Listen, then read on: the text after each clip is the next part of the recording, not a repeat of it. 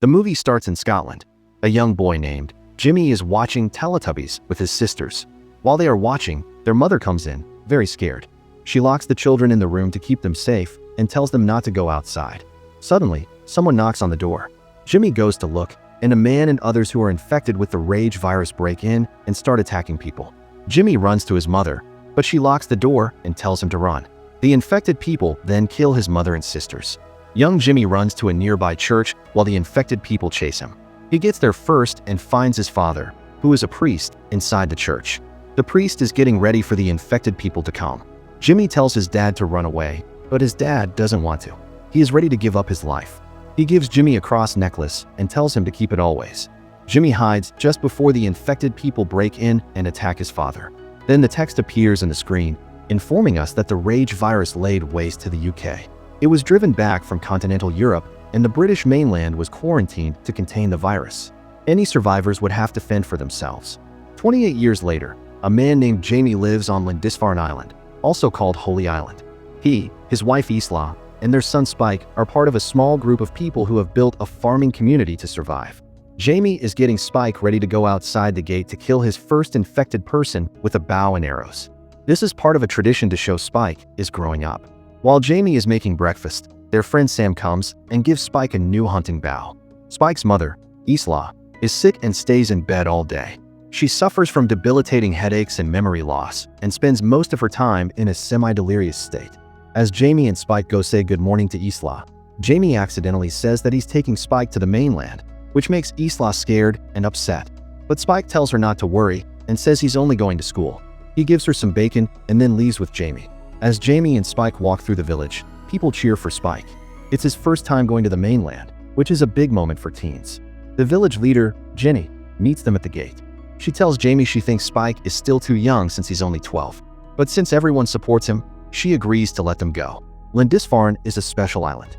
When the tide is low, people can walk to the mainland on a land path called the Causeway. They have 4 hours to finish the hunt and come back before the tide returns. Jamie and Spike go into the forest and see a large group of deer running, which amazes Spike. As they walk through the forest, they see some fat, slow-moving infected people who crawl and eat worms and bugs. Spike gets scared at first, but Jamie tells him not to be afraid and says he must shoot the arrow into the infected's neck. Spike makes his first kill by doing just that. Then they kill the rest and move on until they reach a house. Jamie tells Spike they should check it for anything useful, even though others have searched it before. They go inside and find an infected person hanging upside down and tied up. They try to cut the infected person down, but it suddenly comes to life and starts moving wildly. Jamie tells Spike to kill it, but Spike is not ready. When the infected breaks free, Jamie quickly shoots it with an arrow and kills it. Jamie and Spike go farther onto the mainland. Spike sees a fire in the distance, but Jamie tells him to ignore it. They keep going and soon find a group of infected people. These infected are led by a stronger and smarter one called Alpha. Jamie tries to stay quiet so they don't notice them, but the infected spot them anyway. The infected chase them. Jamie and Spike fight back and kill most of them, but they run out of arrows. So, they hide in the attic of a house and stay there until it gets dark. When the time is right, Jamie and Spike start running back to the village, even though the high tide makes the path back harder to get through. The Alpha chases them, but Jamie manages to alert the gatekeepers, and they send a large flaming arrow into the Alpha's chest, knocking it down instantly. After this, Jenny orders her men to open the door to let Jamie and Spike in. The villagers have a big party to celebrate Spike's first hunt. Loud music plays, and everyone is drunk, even Spike, because the adults keep giving him drinks. A very drunk Jamie tells the story of Spike's first kill, and everyone cheers. Spike starts to feel sick and goes outside to throw up. There, he sees his dad walking off with another woman and follows them. When he sees them having romance, he is shocked and upset. Spike goes home, where Sam is watching over Isla. Spike tells Sam about the fire they saw, and Sam knows who it is. It's a doctor named Kelson. Sam says Kelson used to be his doctor, but after the virus spread, Kelson lost his mind. He started collecting dead bodies, lining them up, and burning them. Spike wants to find Kelson, hoping he can help his mom, Isla, but Sam dismisses him and tells him to go sleep. The next morning, Spike asks Jamie if he knew about Dr. Kelson. Jamie doesn't answer, and his silence shows he did know. Spike gets angry and asks why Jamie never took Isla to see the doctor, and if he plans to make the woman from last night his new wife. Jamie slaps Spike, but feels bad right after. Spike pulls out his knife and tells Jamie to stay away from him and Isla. Jamie walks off angrily. Then Spike grabs his bow and arrows. He sets one of the village buildings on fire and runs to the tower to tell the watchman. The watchman says he can't leave the gate, so Spike offers to stay and watch it. When the watchman runs to help with the fire, Spike sneaks out of the gate and takes Isla with him. They cross the causeway and go into the forest, where they find an old church to rest in. Isla is more clear-minded than usual, and she and Spike talk about his grandfather, joking and making funny faces. Then Spike tells Isla to rest while he keeps watch. But soon, Spike falls asleep too. An infected person sneaks up on them.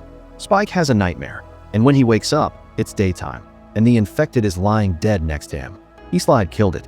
At the same time, a group of soldiers arrives on the mainland after escaping their sunken ship. Some infected attack them, and the soldiers are forced to kill their infected teammates. The 3 soldiers who survive go into a tunnel where they meet another alpha. This alpha is much more brutal than earlier one, as it rips off soldiers' head and kills them. As Spike and Isla keep going, more infected start chasing them. They hide inside an old, broken gas station, but it's filled with gas fumes. A soldier named Eric shows up and shoots his gun, which sets the fumes on fire and kills the infected. Eric joins them and helps carry Isla, who is weak, on his back. He thinks Spike lives on the mainland, so he gets annoyed when he finds out that Spike doesn't know the way back to the coast. They stop to rest, and Eric tries to teach Spike about things he's never heard of, like delivery drivers, cell phones, and the internet. When Eric shows Spike a photo of his girlfriend on his phone, she looks like a typical influencer with big lips. Spike asks what's wrong with her and says she looks like a woman in his village whose lips get big when she eats seafood. The 3 keep moving, and Isla walks ahead of Spike and Eric. She finds an old train and goes inside, where she hears a woman screaming. It's a pregnant, infected woman who is having a baby. Even though it's dangerous, Isla decides to help her. She holds the woman's hand while she gives birth. Isla picks up the baby, and Spike helps her clean the baby and cut the umbilical cord. The infected woman suddenly goes wild and tries to attack them, so Eric shoots her. He tells Isla to put the baby down so he can kill it. But Isla and Spike keep saying the baby isn't infected. Suddenly, Alpha appears, grabs Eric from the roof, and brutally kills him. Spike and Isla run, but it looks like they won't make it, until the Alpha is hit with a tranquilizer arrow. Dr. Kelson shows up, looking strange and covered in iodine. He introduces himself and says he calls the Alpha Samson. He explains that he uses a special mix of morphine to keep Samson calm. Even with the drugs, Samson stands while sleeping like a horse. Kelson takes them to his land, which is full of strange monuments made from bones. The biggest one is a tower made of skulls. Spike asks why he built it, and Kelson explains memento mori, which means remember you must die. He then burns Eric's body, takes his skull, cleans it, and gives it to Spike, telling him to add it to the skull tower. Kelson tells Spike and Isla that he covers himself in iodine because it keeps the infected away. He also says the baby probably wasn't infected because the placenta protected it. That night, Kelson examines Isla and runs tests. He finds out that she has cancer, either starting in the brain and spreading or the other way around. Spike is heartbroken when Kelson says he can't cure her, but Isla accepts it and tries to comfort Spike. Kelson gives Spike something to make him sleep. While Spike is asleep, Isla leaves with Kelson and he kills her. When Spike wakes up, Kelson gives him Isla's skull. He says that we must not only remember death, memento mori, but also remember to love, memento amoris. As the sun rises, Spike climbs the tower and places Isla's skull at the top. Just as Spike does this, he sees Samson coming towards them. The both of them jump into a pit. Samson finds them and tries to rip off Kelson's head, but Spike shoots him with a tranquilizer and saves Kelson. After that, Kelson says it's time for Spike and the baby to go home. Spike carries the baby girl across the causeway and leaves her at the village gate with a note for Jamie. The note says the baby's name is Isla, that she's not infected, and asks everyone to take care of her. By the time the villagers find her, the tide has come in and the causeway, and Spike is gone. Jamie runs into the water, calling for Spike, but it's too late. Then we jump to 28 days later. Spike is on a beach, cooking fish. A group of infected finds him and starts chasing him. He kills one but gets trapped against a stone wall. Suddenly, a group of strange people in blonde wigs and tracksuits show up. Their leader asks Spike if he needs help. Spike says yes, and the group starts fighting the infected in a crazy and kills them all. The leader introduces himself as Jimmy, the same boy from the beginning of the movie. He still wears the cross necklace his father gave him and tells Spike they should be friends. In this way, movie ends here. Thanks for watching. Like and subscribe for more interesting movie recaps.